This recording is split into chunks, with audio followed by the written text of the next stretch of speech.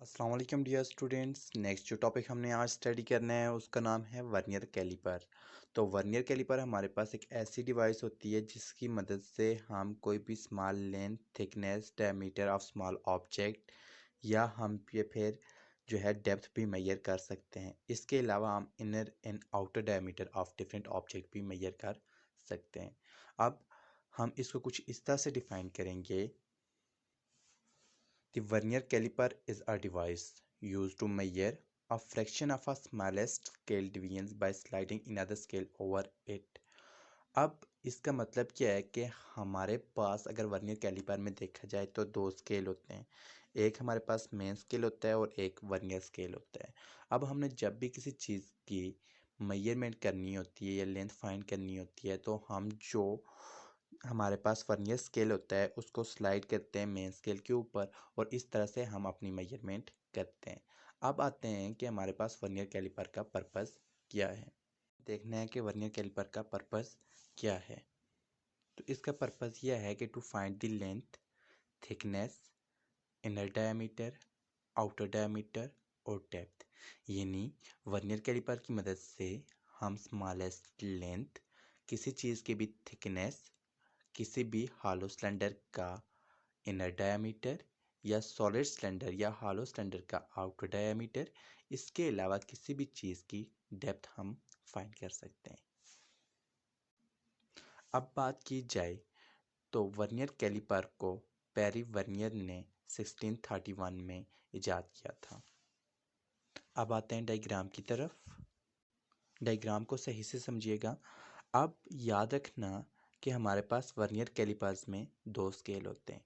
एक होता है हमारे पास मेन स्केल और दूसरा होता है हमारे पास ये जो स्मॉल स्केल होता है, इसको हम वर्नियर स्केल कहते हैं और ये हमारे पास वर्नियर स्केल आता है। इस वर्नियर स्केल के साथ एक कर्व होता है, यहाँ पे बना हुआ होता है। इसके ज़रिए आप इसको पुश करके टाइट करते हैं। ये आपके पास स्क्रू क्लैंप होता है, ये भी आपके पास बेसिकली इसको टाइट करने के लिए इस्तेमाल होता है। ये जाज़ होते हैं जो बेसिकली इनर डायमीटर को मेजर करने के लिए इस्तेमाल होते हैं। ये स्टेम है आपके पास जो आपके पास डेप्थ को मेजर करने के लिए यूज़ होती है और ये जो जाज़ आ जाते हैं ये आपके पास आउटर डायमीटर को मेजर करने के लिए इस्तेमाल आते हैं। अब यहाँ पे मैंने दो स्केल्स की बात की है तो हमारे पास मैंने कहा है दो स्केल्स आ जाते हैं, एक मेन स्केल्स है और एक वर्नियर स्केल है। सबसे पहले हम मेन स्केल्स को स्टडी करेंगे। स्केल की बात की जाए तो मेन स्केल में एक साइड पे आपके पास सेंटीमीटर एंड मिलीमीटर के यूनिट होते हैं। जैसे यहाँ पे अगर हम बात करें तो हमारे पास सेंटीमीटर एंड मिलीमीटर आ जाते हैं, जबकि दूसरी साइड पे ये अगर बात की जाए तो यहाँ पे हमारे पास इंचेस होते हैं। इसके अलावा अगर बात की जाए तो लेफ़्ट साइड पे हमारे पास क्या जाते हैं, जाज आ जाते हैं, जो हमारे पास इनर एंड आउटर डायमीटर को फाउंड करने के लिए फाइंड करने के लिए इस्तेमाल होते हैं। नेक्स्ट हमारे पास आ जाता है वर्नियर स्केल, जिसको हम स्लाइडिंग स्केल भी कहते हैं। तो स्लाइडिंग स्केल अगर देखा जाए हमारे पास तो बेसिकली ये जो स्केल आ जाता है ये स्लाइडिंग स्केल आता है। ये मेन स्केल के ऊपर आप इसको इस साइड पे भी स्लाइड कर सकते हैं और इस साइड पे भी स्लाइड कर सकते हैं, यानी दोनों साइडों पे ये मूव कर सकता है, इसलिए इसको स्लाइडिंग स्केल बोला जाता है। अब हम देखें तो इसमें कैसे डिफाइन करेंगे। ये बेसिकली हमारे पास स्लाइडिंग स्केल है और इसकी जो लेंथ हमारे पास आ जाती है ये ऑलमोस्ट 9 मिलीमीटर है और इसको हम 10 इक्वल पार्ट्स में डिवाइड करते हैं। अब जब हम इसको 10 इक्वल पार्ट्स में डिवाइड करते हैं तो हमारे पास ये जो सेपरेशन बिटवीन 2 पॉइंट्स आ जाती है, यानी ये इसके ऊपर जो 2 मार्क्स होते हैं इन दो के दरमियान में जो सेपरेशन हमारे पास आती है उसको हम इस तरह से कैलकुलेट करेंगे कि 9/10, ठीक है, क्योंकि हमारे पास टोटल नंबर ऑफ डिवीजन कितने हैं, 10 है और हमारे पास क्या इसकी लेंथ कितनी है, वो 9 है। तो 9/10 करेंगे तो हमारे पास 0.9 मिलीमीटर आ जाएगी। सो यहाँ पे हमारे पास जो दो लाइंस आती हैं उनके दरमियान में जो हमारे पास लेंथ आ जाएगी वो 0.9 मिलीमीटर आ जाएगी। हमने स्टडी करनी है वो है हमारे पास लीस्ट काउंट। तो लीस्ट काउंट को हम ऐसे डिफाइन करेंगे कि minimum length which can be measured accurately with vernier caliper is called vernier constant और least count of vernier calliper. अब हम इसको लिख भी लेते हैं, डिफाइन कर सकते हैं। Minimum length which can be measured accurately with vernier caliper is called vernier constant और वर्नियर कैलिपर लीस्ट काउंट, इसको आप लिख भी लें। अब लीस्ट काउंट को हम फाइंड कैसे करेंगे, तो यहाँ पे हमारे पास टू वेज आ जाते हैं, बेसिकली टू मेथड हैं जिनकी मदद से हम लीस्ट काउंट को फाइंड करेंगे। अब जो हमारे पास पहला मेथड ये है कि difference between the value of one main scale division and value of one vernier scale division is equal to least count. यानी आपके पास इसको फर्स्ट मेथड जो आपके पास आ जाएगा, फर्स्ट मेथड, इसको आप इस तरह से लिखेंगे कि आपके पास difference between the value difference between the value of one main scale division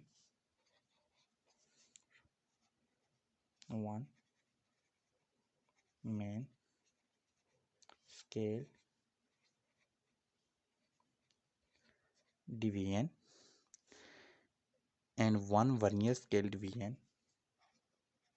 and one vernier scale division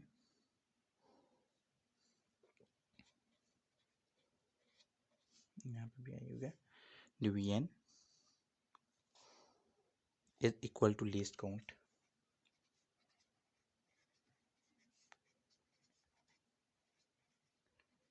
least count, ठीक है। अब ये कैसे होगा हमारे पास, देखें least count one main scale division minus one vernier scale division, ये difference आ रहा है। अब अगर बात की जाए तो हमारे पास जो मेन स्केल आएगा, यहाँ पे लीस्ट काउंट को LC one main scale minus one vernier scale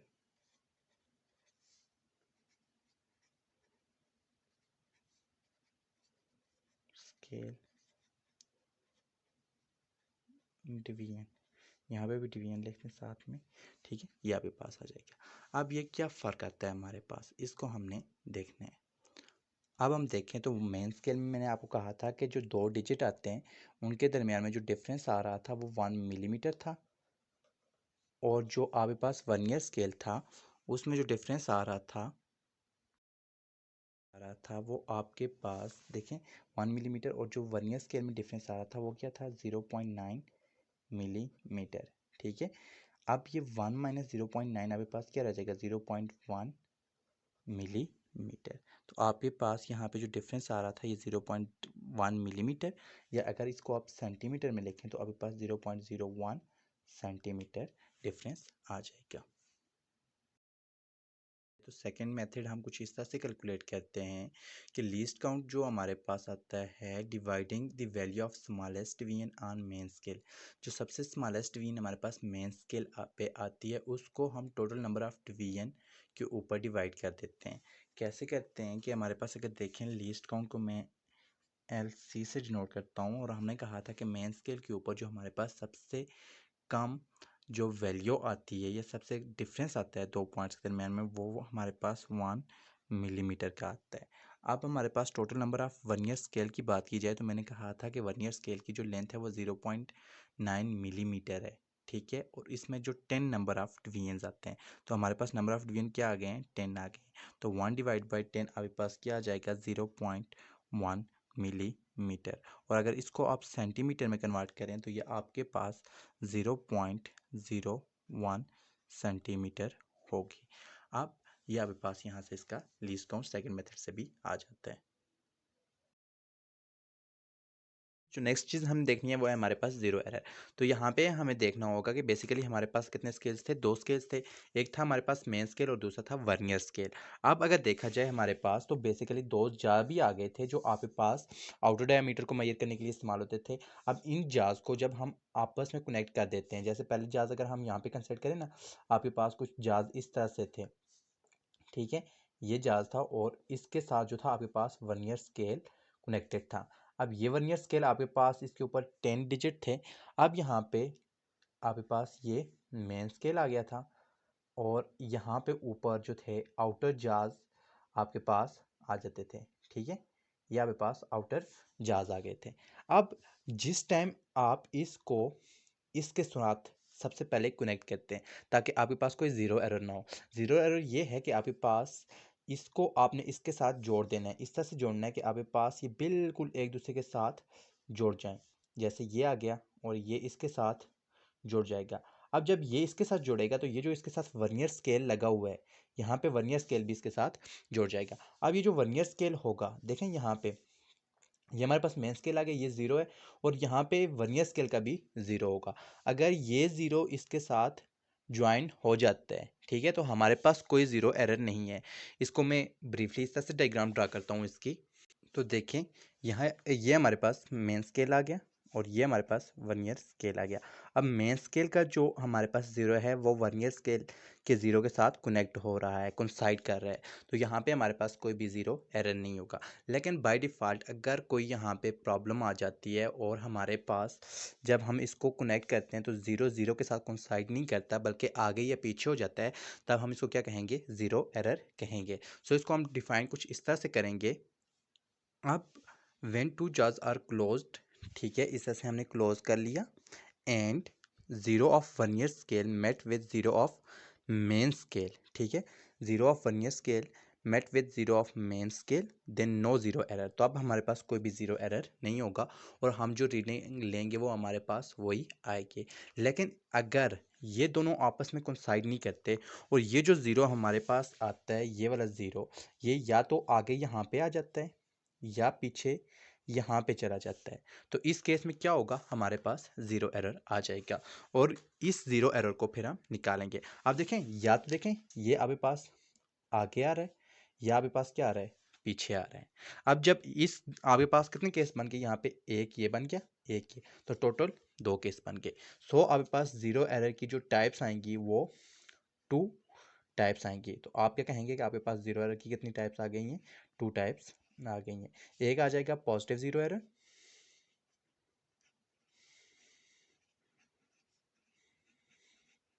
और एक आ जाएगा नेगेटिव ज़ीरो एरर। अब इस एरर को आप जब निकालेंगे तो आप इसको क्या कहेंगे, ज़ीरो करेक्शन। और ज़ीरो करेक्शन आपके पास क्या होगी, आपके पास ज़ीरो एरर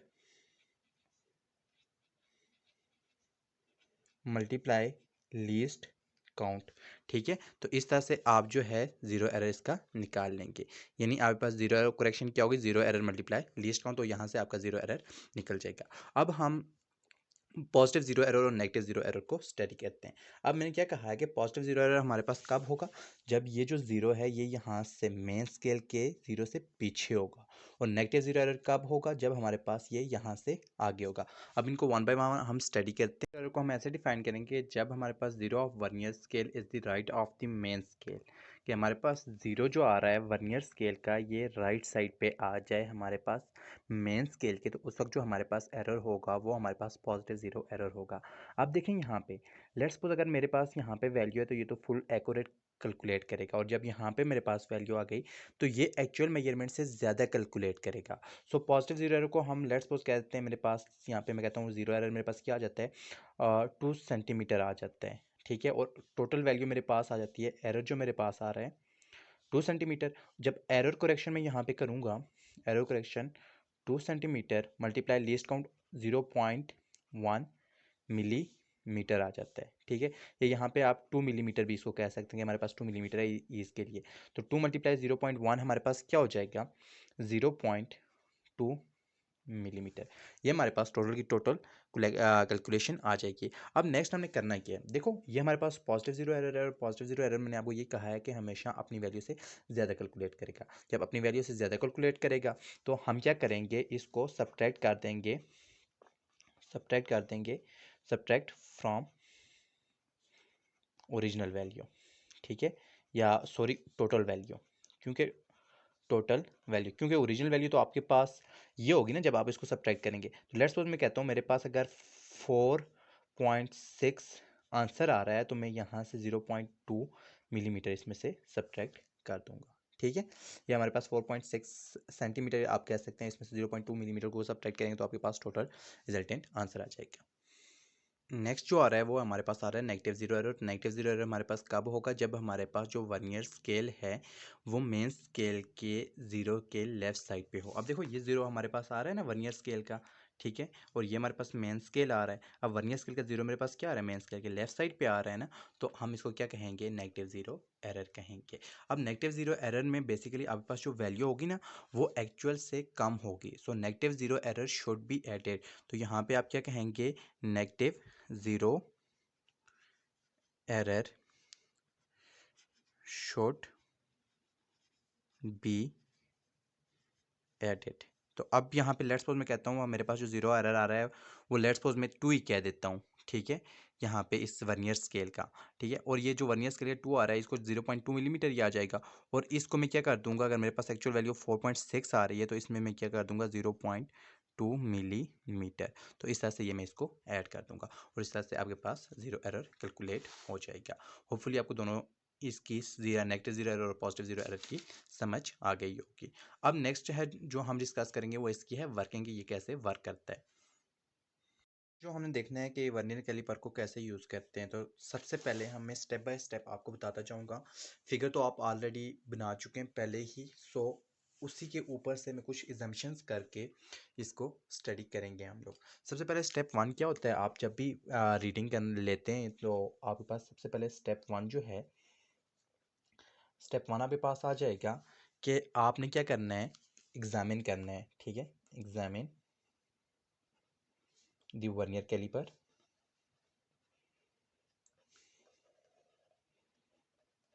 and find